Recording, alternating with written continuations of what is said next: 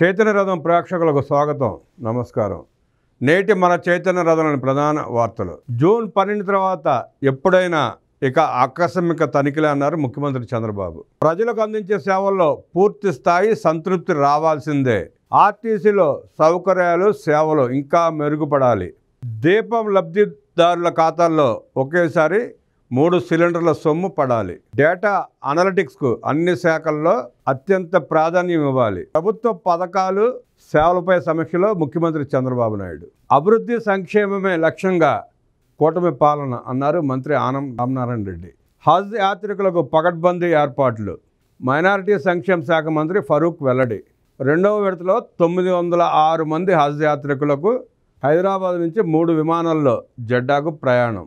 జెండా ఊపి యాత్ర ప్రారంభించిన మంత్రి ఫరూక్. మహిళలను వేధిస్తే కఠిన చర్యలు తీసుకుంటాం. మహిళా సాధికారతే ధ్యేయం. సోషల్ మీడియాలో అసభ్యకర పోస్టులపై ఉక్కుపాదం మోపుతాం. ఫిర్యాదుల కోసం వెబ్సైట్ ప్రారంభిస్తాం అన్నారు. వైసీపీ నేతల్లో వణుకు ప్రారంభమైంది అన్నారు వర్ల రామయ్య. మద్యం స్కామ్పై సిట్ విచారణతో వైసీపీ నేతల వణుకు మొదలైంది. అందుకే ప్రజలను మభ్యపెట్టేందుకు సాక్షి మీడియాలో అచ్చోసిన ఆంబోతుల్లా రాతలు రాస్తున్నారు. అవినీతి చేయకపోతే భయం ఎందుకు? సొంత మీడియాలో కథనాలు ఎందుకు? దుబాయ్ నుంచి బంగారం తరలింపుపై నిగ్గు తేల్చాలి. ఐఏఎస్, ఐపీఎస్లు చట్టానికి అతీతులా అంటూ నిలదీశారు టీడీపీ పొలిట్ బ్యూరో సభ్యులు వర్ల రామయ్య. మత్స్య దిగుబడులు పెంపే లక్ష్యమన్నారు మంత్రి అచ్చెన్నాయుడు. కూటమి ప్రభుత్వం ప్రత్యేక చర్యలు తీసుకుంటుంది. ఫిష్ ఆంధ్ర పేరుతో వైసీపీ రాష్ట్రాన్ని దోచుకుందన్నారు మంత్రి. ప్రతి వారం 4 శాఖల పరిధిలో పథకాలు, సేవలపై ప్రజల నుంచి వచ్చే ఫీడ్బ్యాక్ను సమీక్షిస్తున్న సీఎం తాజాగా రేషన్, దీపం, ఏపీఎస్ఆర్టీసీ, పంచాయతీ సేవలపై వెల్లడైన ప్రజాభిప్రాయాలను పరిశీలించారు.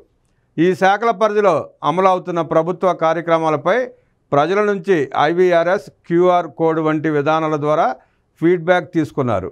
ఈ అభిప్రాయాలపై సీఎస్, సీఎంఓ సెక్రటరీలతో ముఖ్యమంత్రి చర్చించారు. కూటమి ప్రభుత్వం ఏర్పాటై ఏడాది కావస్తోందని, అన్ని శాఖల్లో ప్రభుత్వ పనితీరు, ప్రజాసేవల విషయంలో పూర్తిస్థాయి సంతృప్తి కనిపించాలని సీఎం చంద్రబాబు అన్నారు.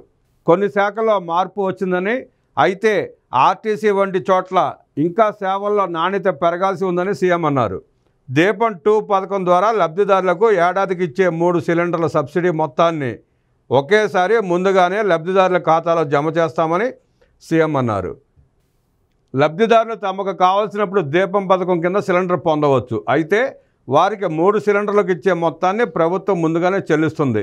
దీపం పథకం లబ్ధిదారుల నుంచి ఏజెన్సీ వాళ్ళు కానీ, ఇతర స్థాయిల్లో కానీ ఎక్కడా డబ్బులు అదనంగా వసూలు చేసే పరిస్థితి ఉండకూడదన్నారు.